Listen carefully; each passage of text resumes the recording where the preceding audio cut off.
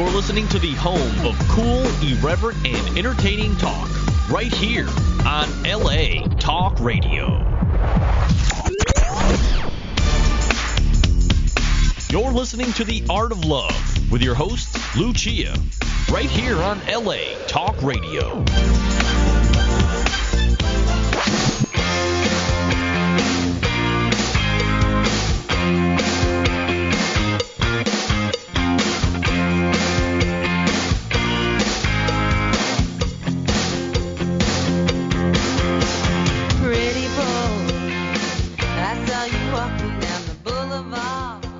Hello and welcome to The Art of Love. My name is Lucia. I'm your host and a dating and relationship expert. And I'm here to entertain, educate, and enlighten you about love, dating, and relationships, take your calls, answer your emails, and speak to authors of books which I find interesting. And I'm very, very, very excited about the show this week because, you know, in the course of the time that I've been doing the show, which has been almost 4.5 years, and even before that, I've always been interested in the topic of love, dating, and relationships. So I've read a lot of books. I don't know how many, but a lot. And, you know, I thought I knew almost everything I needed to know. You know, you never know everything, but almost. And once in a while, a book comes along that really puts things in perspective and gives a new viewpoint on how to look at the whole dating landscape, because I know that a lot of people out there are frustrated and irritated and impatient with the whole process of dating, and some are ready to give up. So this is going to come as a great help to everybody who is sick of dating. The book has a great title. It's something that I've thought often. I haven't said it, but I've thought it. It's called We Could Have Had a Great Date If It Weren't for You. But because of you, we had to have a bad date. No, so it's just the first part. We could have had a great date if it weren't for you.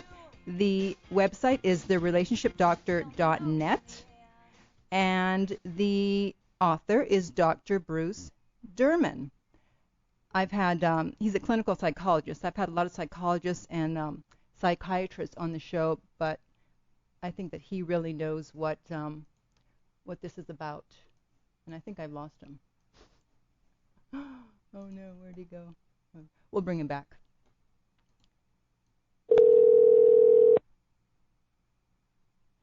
Hello. I think I hung up on you. Oh, okay. Okay, we are on the air now. So how rude of me to hang up on you. Okay. So Dr. Bruce Derman is a licensed clinical psychologist in private practice for over 42 years in Woodland Hills and Santa Monica, California. He specializes in working with people in all stages of relationships and is a trainer, mediator, and divorce coach for the Coalition of Collaborative Divorce. So welcome to the show. Hi there. Hey. So let's see. Yeah, so as I was saying, I don't know if you heard, you know, this book really clarifies how to date in an effective way that will lead to happier relationships no matter how long they last. So what is the problem with the way that most people approach dating these days? Well, I'm trying to create a whole new perspective and a whole new attitude in dating. All the books out there are just to help you find the one. That's all they seem to do. You know, if you do this, you can find the one. If you look over here, you can find the one. I wasn't interested in that. I'm interested in changing the whole attitude of dating because most people regard dating as an ordeal. Right. And the way to do that is you got to get beyond this conditioned thinking that we have, that things are good and bad, that there's right and wrong, and that there's success and failure. Right. In fact, you talk about you have some factors that lead to this, you know, dating ordeal that you just mentioned. So I'm going to go through some of these. So in the part where you talk about the integrity of dating, you say that the chances are that 6% of the time that one of you will reject the other by the end of the first date. Uh-oh. So how does that work?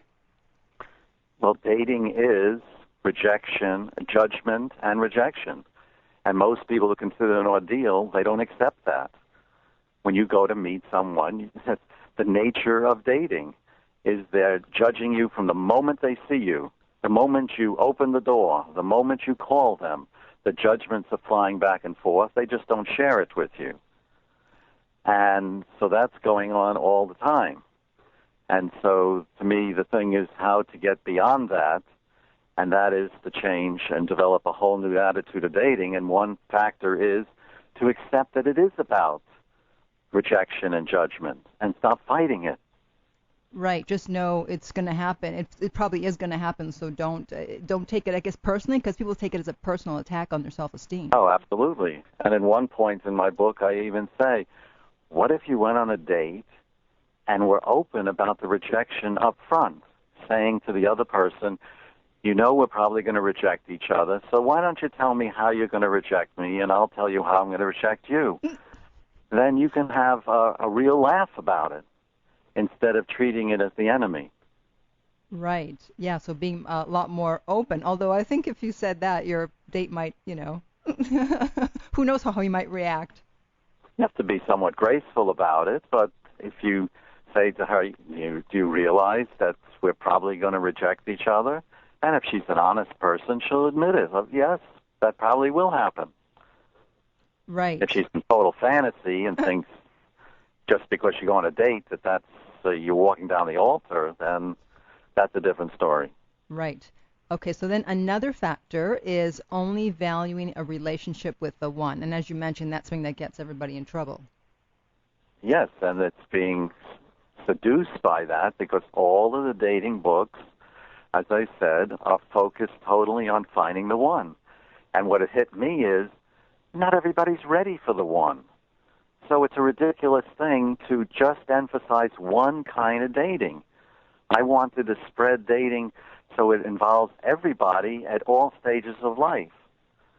And so my object is not to find a particular relationship such as finding the one or even a long-term committed relationship, but to find the kind of dating plan that you're ready for and that you can support emotionally and behaviorally. So there's no wrong dating things. This Right. is I transcend the whole thing that there's a wrong date. Mm-hmm. Yeah, absolutely. In fact, we're going to talk about some of those dating plans later on. So another factor is being seduced by dating myths. And you say one of the myths is, of course, there's one great love waiting for you, and you need to find them, but the problem is your choice at 20 may not be your choice at 40. Right. We have all kinds of dating myths like that. And I try to get people away from the myths. This is a very accountable approach. There's no victims in this approach. So even to the point, one of my dating plans is dating nobody. Mm-hmm. No dating book will accept that. That's something bad. You're a loser. But in my dating plan, in my focus, in my philosophy, that deserves respect because I meet people who they're not ready to date. Let's say they're coming out of a very difficult marriage. The tendency is let's go running right back into dating rather than give yourself some space and recognize I'm not ready to date yet. I got to digest what happened. Right, and that's also a sign of maturity, knowing that you're not ready to date and not doing it instead of looking to someone else to fill your, fill that void that's there at the moment. Absolutely. Yeah, and it's also in this section you mentioned that some therapists suggest that it's actually good to have 4 marriages for 4 different stages of life. I thought that was interesting. Yes, there is a particular, I don't know if it's a book, someone I came across who recommended that there be 4 marriages. The first marriage is getting to be with another person and recognizing what it's like to share and deal with needs and make agreements. The second marriage is to raise children. The third is to fulfill all the things that you didn't feel you fulfilled in your life. And the last is to sort of relax and go through the end of your life with. Now, not everybody can go through all 4, and you need to recognize that. So with a lot of couples, after they've done the second marriage of raising children, and now they're ready to go on for an adventure, they recognize the partner they're with cannot go there with them. They just don't have the capacity, and they need a different person. Yeah, I mean, that's a very interesting theory. I think it might become more acceptable in the future because, I've never been married, and I mean, I keep changing who I am, and the people that I'm choosing to date today are not the same people I would have chosen like even a year ago. So I keep saying, oh, it's a good thing I didn't get married, or I'd be divorced. It's a good thing. It's like, when am I going to stop changing so much? So it's always fascinating to me that people can stay married for 30, 40, 50 years. Oh, sure. And like for me, a lot of my early dating was dating little girls. And then I got realizing that I'm not going to have what I want if I keep dating little girls. And now I'm in relationship and marriage with a woman. Mm-hmm. And it's a world of difference. Oh, yeah, absolutely. Yeah, in these 4 different dating situations, I don't even necessarily think it has to be 4 marriages. I mean, the first, you can have like a long-term relationship where you learn to be with someone. Then if you want children, you can get married. Then if you want adventure, you can just date someone. And then if you want companionship at the end of your life, you can, again, just date and not be married. Absolutely. Yeah, because since marriage is such a loaded word. Yes, it takes on quite a weight, especially today in our society. Right, right.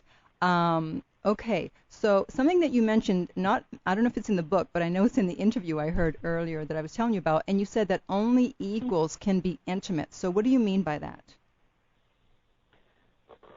We like to play what I call the difference game, in thinking that one person is better than the other.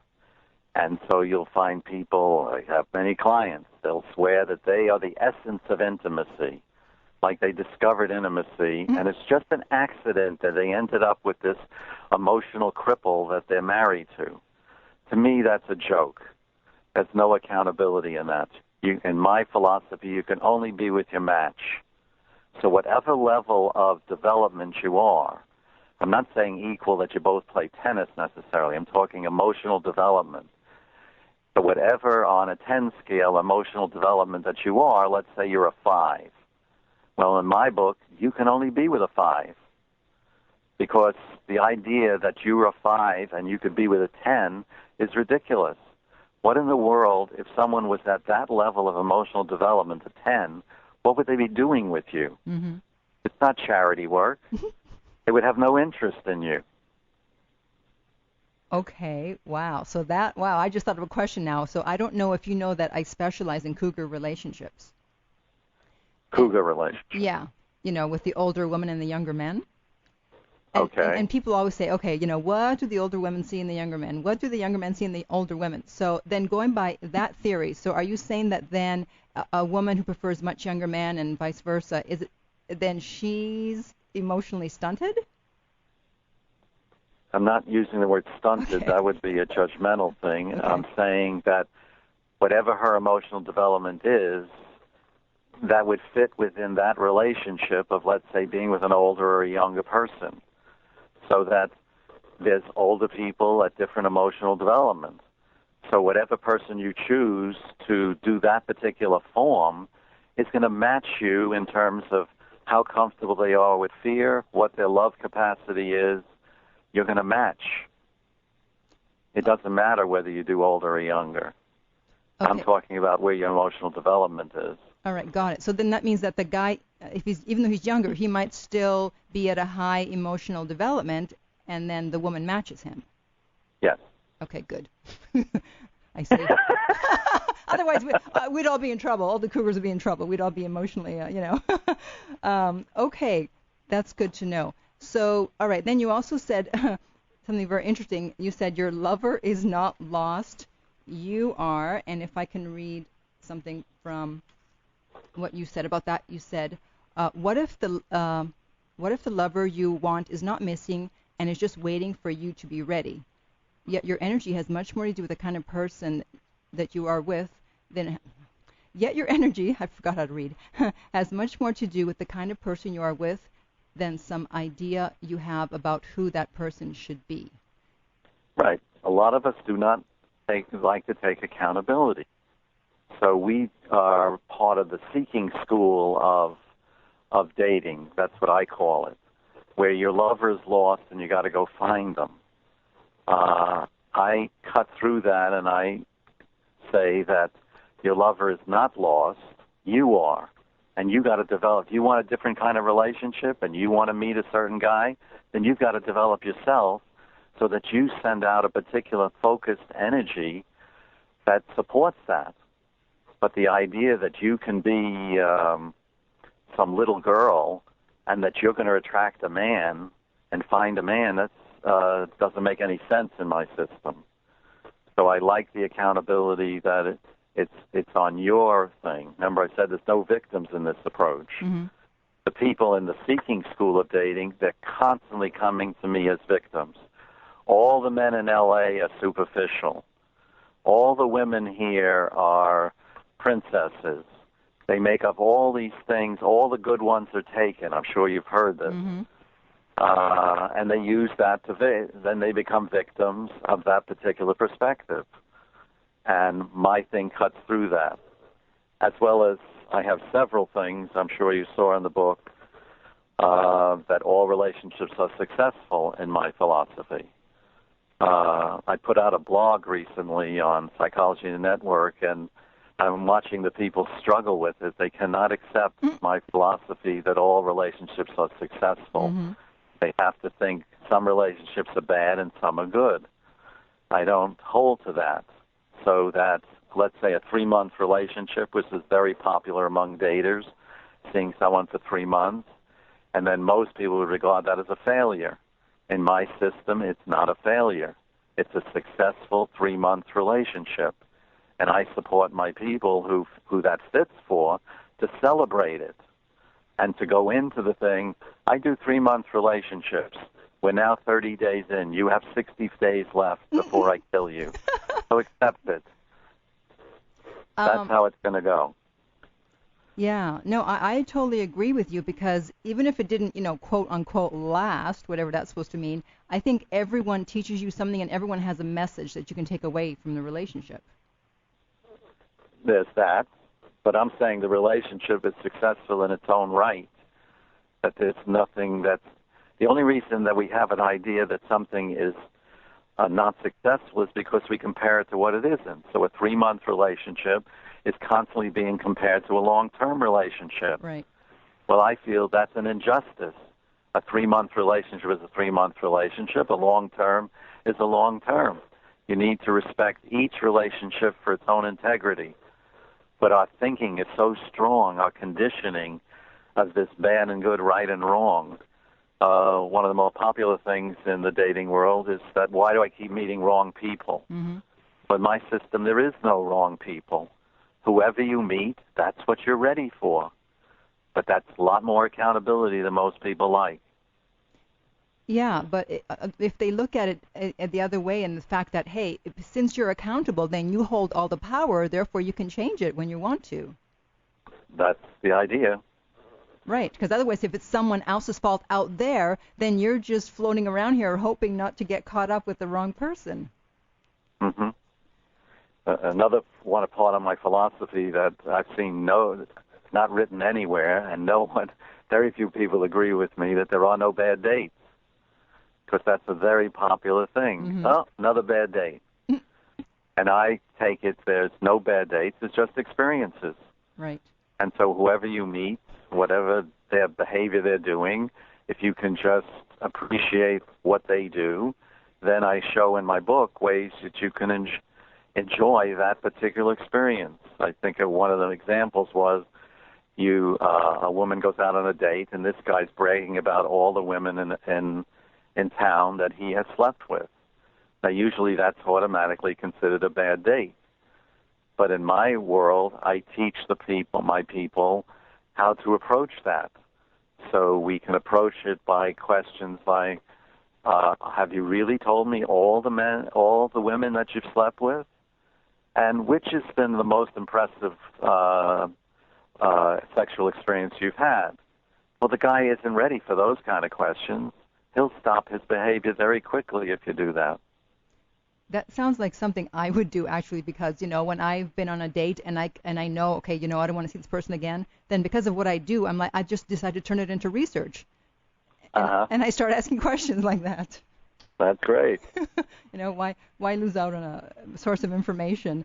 So, in keeping with this theory about, you get the relationship you're ready for regardless of what you want. You tell the story of Randy in your book, if you remember that. Can you briefly go through the story?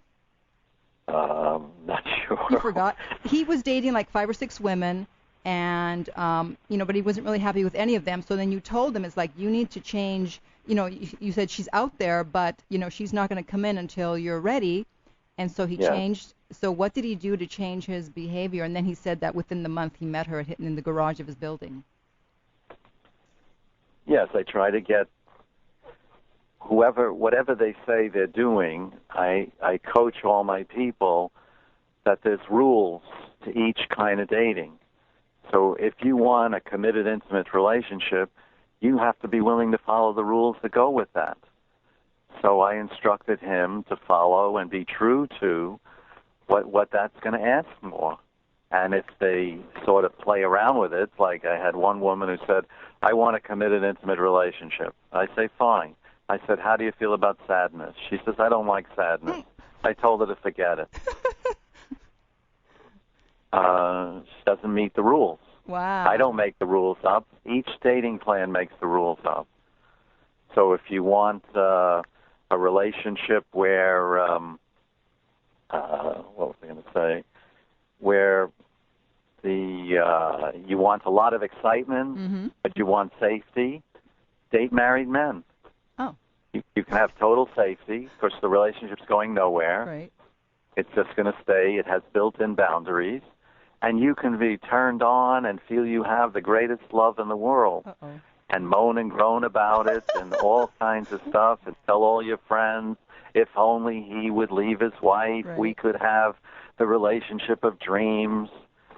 And I help the people to see, no, that's not the rules here. Okay. You've seen it all. What if someone wants both safety and excitement, but they don't want to date married men? Safety and excitement. Possible? Well, there's the extended relationship that I talk about. That's where you're with someone for 2 or 3 years, and there's a certain level of excitement in that you're with someone that you really care about. But it's very clear that this person is not someone you're going to marry. So after 2, 3 years, it's going to end. So you have a built-in safety thing. Got it. And so, referring to the first woman you mentioned, so why does one need to be comfortable with sadness in order to be in a long-term committed relationship? Well, a long-term committed relationship is what I call the great humbler. It's going to expose every single part of you. So if you want to hide different parts of you, go to another relationship, the committed, intimate relationship where you're sharing 1,000 different things. You're raising children. You've got to deal with all kinds of issues. You go to bed at night. You get up in the morning. If you don't want exposure and if you don't want to experience different things, you're in the wrong place. Well, sadness is one of the things you're going to be experiencing. So if you're not comfortable feeling sadness, it's not going to be one long joy. You're going to go through ups and downs. And when you go through the downs, you're going to be experiencing sadness. But that's part of the relationship. It's not a mistake. It goes with the integrity of that relationship. Right, got it. Does that make sense? Yeah, absolutely. Now, what about people, as you said, they're looking for the one, and they go on a date, but as soon as they think that's not the one, he's not the one, she's not the one, then it's like, that's it. It's like they only want to date the one or no one else. What do you think about that? That they want a committed, intimate relationship? Yeah. Is that what you're saying? Yeah. I help them to stay true to that. And if they're really true for it, they're not going to go on so many dates, because they're going to know very quickly by different people they meet that this is not someone that they're going to have that kind of journey with. So you don't even go on it. If I see someone who's dating all over the place, like they're going 6 dates a week, let's say, and rejecting each one as not the one, I get suspicious. I ask, what are you doing? You're pissing a lot of sexual energy away by going out with so many dates. I'm not trusting that you really want a committed, intimate relationship. You're just fooling yourself. Do you think when someone is serious about wanting a relationship that they kind of Which kind of relationship? when they want a long-term committed relationship? Yeah, go ahead. It's like when I finally decided, well, I thought I wanted one until I read your book. But that's good. I'm glad I read it because I'm apparently not, because I'm more in my priorities more work now than anything else. But I think I'm just That's one of the things I talk about. What are your priorities? Yeah, I'm one step removed from that. So whichever relationship that would be. Okay. So you were saying? Yeah. So I was saying. So once I thought I wanted a long-term committed relationship, I just I cut out like all distractions, and I started getting rid of things that I think wouldn't be conducive in my life if I were to have someone in my life, and just dating a lot less and just being focused on work and thinking, okay, when he comes and I'll have been ready, busy with my career, building something, and then I'll have something for the both of us. So do you find when people really are serious about wanting the long-term committed relationship, that's what they do instead of, running around all over town, like you said, they kind of go into themselves and right. Because to be open to a long-term committed relationship, you need high trust, and it sounds like you're trusting more, if I'm understanding you right. And if you want a long-term committed relationship, you have to be very comfortable with trusting. Because if you're leading with distrust, you're not going to connect with a long-term partner. You're leading with distrust. You're going to push people away. That's all you're going to do. So trust is very important here in that particular relationship. Yeah. There's other different dating things that you don't need high-level trust. With trust, because that's such a big issue with people. I mean, what's your philosophy? Do you think it's best to just naturally trust people until they give you reason not to, or to not trust people until they prove themselves? Well, I don't come from that perspective. Okay. Where I'm coming from is, first I help the person reveal what their dating plan is. So if their dating plan is they just like one of the dating plans is high drama. If that's what they want, distrust is fine. Mm-hmm. Because I can get much more drama out of distrust than I can out of trust. Right. So I'll support them. You can keep distrusting all you want. You're right on schedule for the drama plan, but don't tell me about a committed, intimate relationship. You're not on that path. So I really hold the people I work with that their behavior has to match their words. And so many of the daters I work with, their behavior doesn't come close to their words. Not even close. Right. I totally agree with you. You also talk about a love capacity. What is that? To think that each person has the same love capacity, to me, is farcical. Mm-hmm. Each person, based on what I said, is that they have different levels of emotional development. So if you have high fear and you can't stand your fear, your capacity to let someone love you and take you to unknown and new places is not going to be high. A high love capacity, you got to be really open and receptive to what's occurring in the relationship. You got to be willing to experience powerlessness, insecurity, disappointment. You have to be receptive to all these things, and that will determine your love capacity. So, again, as I said, some people come to me and they say they want the one, but their love capacity is like at 10%. So they're not ready for that. Where does powerlessness enter the picture when it comes to talking about love? Well, in any, especially any committed relationship, you're exposed to powerlessness all the time. It's part of life. You're going to be with your partner, and there's going to be times where you're not feeling like you can make an impact. You don't feel like she's hearing your voice, and there's room for you, and you're going to feel powerless.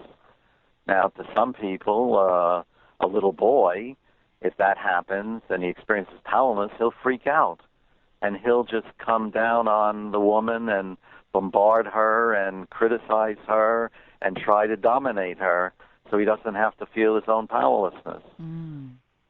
Of course, in my first book, We'd Have a Great Relationship If It Weren't For You, the acceptance of the unacceptable is very important. And powerlessness is one of the biggest things that in our lives we do not accept. And if you want to grow as a person, you need to learn to accept that along with disappointment, as well as the theme of my third book, The Whole, and that's emptiness. If you can accept those three, you're ready for a lot more relationship. And I think that also defines the definition of what a man is opposed to a boy and what a woman is opposed to a girl. Do you agree? You're absolutely right. Absolutely. Right. You have to be comfortable with those emotions. A man is open to all that he is. A little boy only selected images. Right. And I think that, if you feel powerless, instead of, running away from it, I think if you're mature, you use that to give you energy to be better or do better. Do you agree? You enrich the relationship. Right. You've widened what can, in the home that you're going to live with your partner, you've widened the home that you're living in. Because one of the things I work with people is in terms of which house fits you. A lot of people live in houses that are too big for them. Some live in houses that are too small. My whole philosophy, including in the dating philosophy, is to find the house that fits you. Not too big, not too small. Right, right. So that's what you mean then when you say the more willing you are to let yourself be scared, the better your chances of getting the relationship you want? If you're wanting a committed intimate relationship, there's a lot of relationships where you don't have to be scared. Right, that's true. So if you're in a 3-month, the thing I said before about 3-month relationships, well, by the time in the first month it's all rosy and stuff. By the second month, it's already plateauing, and so because 3-month people don't like messy. They don't like scary. They don't like conflict. They don't want to deal with stuff. They don't want to face their fears. So they plateau, and then the last month they're terminating. So they skip by the whole fear thing. So each thing, as I said, each dating thing that you select has different demands. Right. Okay, in fact, so let's go through some of these dating plans that we keep talking about but never discussing. So you already mentioned the extended relationship. That's the one for 2 or 3 years. What is the I'm a seeker? I'm a seeker? Mm-hmm. We live in a culture that supports seeking. We're always futurizing, and you've got to find. And this is what all these books feed on. Come read our book and we'll help you find the one. So they're constantly seeking and all their energy. So instead of them standing in line with gravity, they're always leaning. And the only person they can match up with is what I call a sort. A sort is always withdrawing. So we have one person always moving forward, and we have another person always moving back. But they're a match. They fit together. Mm-hmm. And they work out, that's their particular dance. So they'll constantly be, one will move toward the other, and then sometimes the seeker will get dissatisfied and back up a bit, and then the sort will make a change for the moment. As soon as the sort recognizes that the person is back seeking them again, they'll just back up again. And that's called the two-step, the seeker and the sort. Right. I think that happens a lot. And how is that different? How is that different than for the other dating plan, I'm available to the unavailable? There's definite similarities.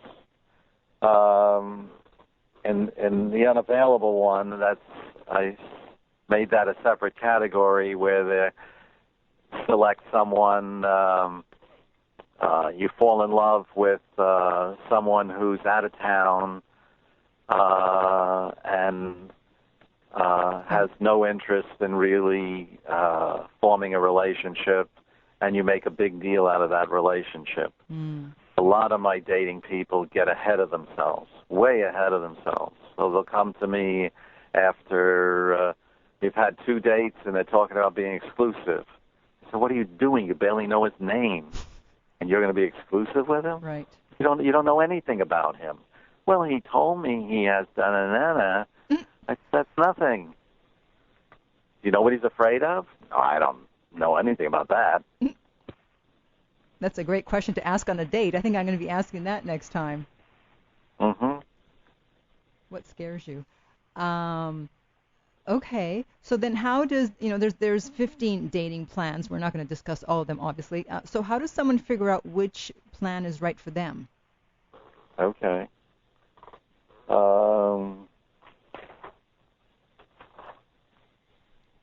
You got to look at your track record. Mm-hmm. Everyone has a track record. So that's a big clue to where you're at. Now, because a lot of people don't like accountability, they like to think their track record has nothing to do with them. But if you've had a pattern where let's say you have a track record where you're always ending up with alcoholics or drug addicts, well, that's your track record. And that would mean that you would be in line with the rescuer kind of thing who always has to find a cripple so you can feel needed. So that's one way. Another way of knowing is what are your priorities. So if your work is your major thing, you need to know that you're not that available. You may be available for very brief relationships, but you're not that available to make the commitment. So you need to know what your priorities are at this point in your life. Now, that can change, but I'm only talking about in the given time. Then, once you realize that, you really need to own your choice. So if you're only into brief dating, you need to own it. I'm only into brief dating. And not because we love to camouflage and disguise and hedge. So we'll say, well, I'm doing brief dating because I haven't met the right one. We love that kind of speech. Mm-hmm, mm-hmm. No, you're doing brief dating because you do brief dating. That's what you do, and you need to own it. Then another thing is the love capacity that I mentioned. Mm-hmm. Where are you in terms of fear? Where are you in terms of being receptive to the unknown? That will define your love capacity. Also very important, this whole thing of red flags. Mm-hmm. I'm sure you've heard of that. Of course. And but most people talk about specific things being red flags. In my system, it's only a red flag for your particular dating thing. Right. So I had one woman, she was in love with a guy on death row. Mm-hmm. Now, people would say, well, that's a definite red flag, but not for her. Right, right. It fit her dating plan. Right, right. Unavailable. She didn't well, in some sense, but she always knew where he was. Another thing is to pay attention. Are you saying one thing and doing another? Mm. Because a lot of people I meet in dating are doing that, and most of them are wanting more than what their behavior says they're ready for. Mm. And if you want to make a change, let's say you have a particular dating plan and you say, well, I want a different one. But there are rules for that also. You don't just get a different one. If you're ready, if you're still in a reactive place, like coming from, well, I can't stand the plan I'm on. Well, that would tell me that you never really owned it. So that you're not ready to make a change. If you're going to make a change, it needs to be that I have now grown and I'm bigger than the dating plan I've been doing, and so I'm ready for something different, and I can walk towards a new dating plan, not run. Mm. I don't trust runners. Right.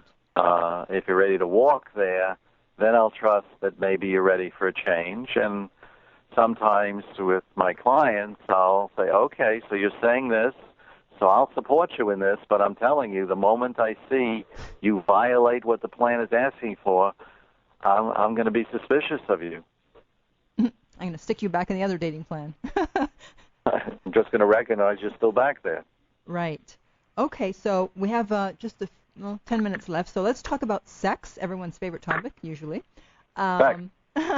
So you ask some great questions, great way to look at sex. This really changed the way, I'm going to tell people how to handle sex in their lives. And so you say you have to ask yourself, do all parts of me want sex? I love that. So can you explain that? Well, I look at people as being four bodies.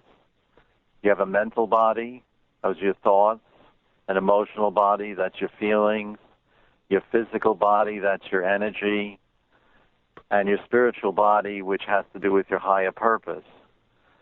So if you're going to have sex with someone, I ask you to ask, do all four bodies want sex with that person? Because it could be that just your physical body wants to have sex with that person. Mm-hmm. But then you need to recognize that it's just your physical body. Now, if you want more involvement, then if you're just coming from your physical body, that's not going to work. If you want a committed, intimate relationship, and that's the kind of sex you want that supports that, then you need to feel with this particular partner, I have a yes from all four bodies. Otherwise, one of the dating plans is, what do I call it? It's time I got married plan. Mm. So if that's your thing and you're having sex with that person, usually that's coming from your mental body. I've decided I'm age 38, I should be married.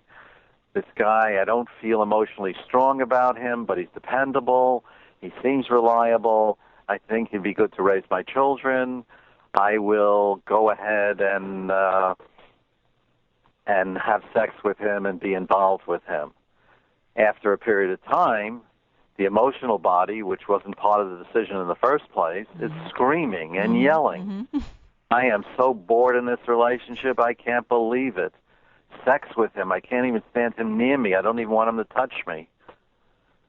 Right. So Yeah. that's what happens. Yeah, or it also works the other way when you are looking for something deeper and physically you want to have sex, but emotionally you don't because you're not there yet, and that's, I guess, where that empty feeling comes from when you have sex with someone and then you feel empty.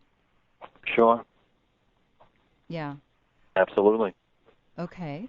And then you also you say, what am I having sex for? So what does that mean? I love that question. That is such a great question, no one asks. and I see so many, especially my female clients, it doesn't occur to them to ask that question. Yeah. So some guy wants to have sex with them, and they're contemplating, okay, do I want sex with him? Don't I want sex with him? And they're debating this, and then they get on defensive, and the guy lays some number on their head, it'll really be good. And so I really support especially my female clients. What do you want to have sex for? Right. What is the purpose of this? And you can really use this as a great screening device for the women to screen out the men who are just little boys. Mm-hmm. Because if you ask that question of a little boy who's coming towards you, what do you want to have sex for? He won't know what to do with it. He'll get dumbfounded by it. He'll get defensive. So you've at least learned from asking that question that he's just a little boy. And so if you're going to have sex, you realize you're having sex with a little boy, not a man. Mm-hmm. What would a man's response to that be? He would just answer the question. He would say, okay, if we have sex, this is where I see it going, and this is the purpose of it, and possibly I want to develop a deeper relationship with you, and this is part of me developing a deeper relationship. He won't get defensive at all. In fact, he'll welcome it. Geez, I've never been asked that, but I really like that, because he'll know it's coming from a woman.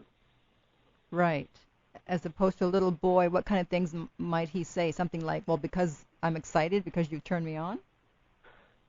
He'll brag about his sexual prowess, and say, well, it'll be a sexual experience like you've never had. If you hear that, run. Right. that's usually when you've never had and never want to repeat.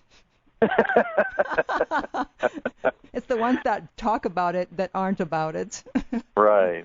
So in this chapter on sex, you also said, and I quote, while many people may suppose that the issue of consequences only relates to women, the same problem confronts men. Why else would many men slide away after engaging sexually if they are so comfortable in this area? So what do you mean by that? Where the men slide away? Read more what I said. The question of supporting sexual involvement breaks down this way. Can I move ahead sexually regardless of what might happen? A number of my male clients will get involved with women sexually prematurely with some horrendous consequences, where the woman gets pregnant, where now they're involved in some high emotional thing that they had no idea about. So I really stress that sex is not just a little event, and you need to know the consequences. If you have sex with this woman, what's going to be happening?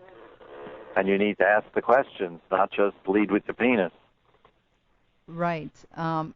So then, because I always get asked the question, I'm sure you do too, especially from women, they usually say, okay, well, when should I have sex with a new guy? So I guess now the answer would be it depends what relationship dating plan you're in.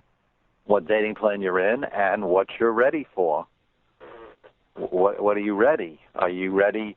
What I ask some of my female clients is, okay, so imagine you've had sex with him, and now the relationship ends in a few weeks after that. How are you going to be?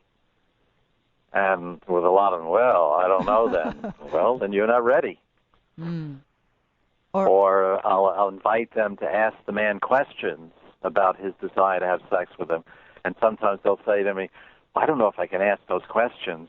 I say, so let me understand this. You're going to have intercourse with a man who you don't think could handle your questions. How does that make sense? Right.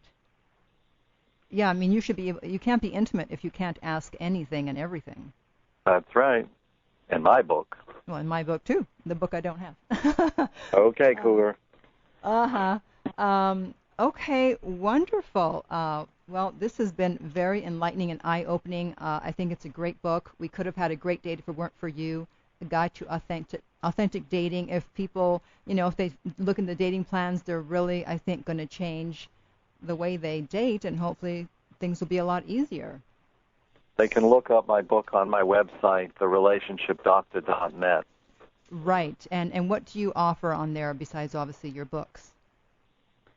Well, it describes my philosophy and descriptions of all my books and where I come from in dealing with relationships of all stages. And a lot of my articles are on there. Right. Okay. Wonderful. Well, thank you so much for being on. I really enjoyed your book. And okay. Thank you for having me. Talk to you. Okay. Regards to everybody. All right. All the best. Bye. Bye-bye. Bye. Okay. So that was an earful. I don't know what to call it. That was a 50-minute full. It's not quite 50 minutes, almost. Yeah, I was so happy to find this book and really got into it. I highly recommend it because it's really going to change the way you look at things. And again, it's called We Could Have Had a Great Date If It Weren't for You. So before I go, I just want to remind you that my website is theartoflove.net, where you can sign up for my newsletter, see the latest news, what's happening with me. I have videos on there, articles, the blog, etc., etc. There's lots going on. Keeps me busy. Me and my webmaster busy. My book, Lucia's Lessons of Love, is at lessonsoflove.net, and you can get a free excerpt on that site also. And that's it. Thanks for joining me. And until next time, remember that love inspires, empowers, uplifts, and enlightens. You're listening to The Art of Love with your host, Lucia, right here on LA Talk Radio.